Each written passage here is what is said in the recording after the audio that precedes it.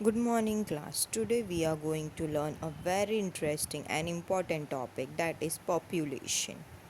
Now, let me ask you, have you ever traveled in a Mumbai local train during a peak hours? It's so crowded, right? That's a small example of what happens when population increases a lot in one place. Population simply means the total number of people living in a country or a region at a particular time. For example, India's population is over 140 crore, making it the second most populated country in the world after China.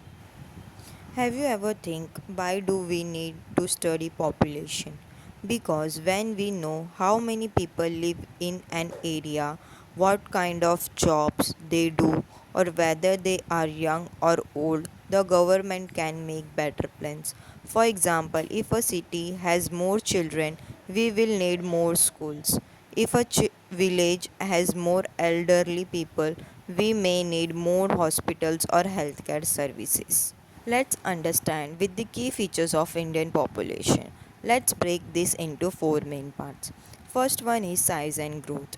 India's population grew rapidly, especially after 1951.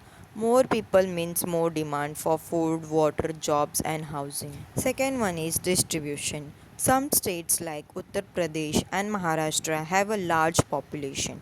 On the other hand, states like Sikkim or Mizoram have fewer people. This is called population distribution. How people are spread across the country. Third one is density. Now here a term, population density. It means the number of people living per square kilometer. For example, Bihar is the most densely populated state. That means it has a lot of people in a small area. Rajasthan, through a large in area, has fewer people per square kilometer. Last one is composition.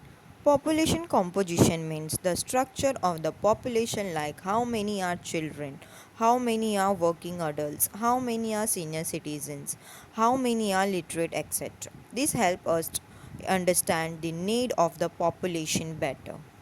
Now let's see what are the factors that affecting population. There are three factors. First is climate, second resources, third transport.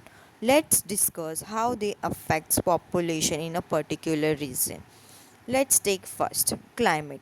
People prefer place with moderate climate. You won't find many people living in desert area or icy mountains. Second is resources.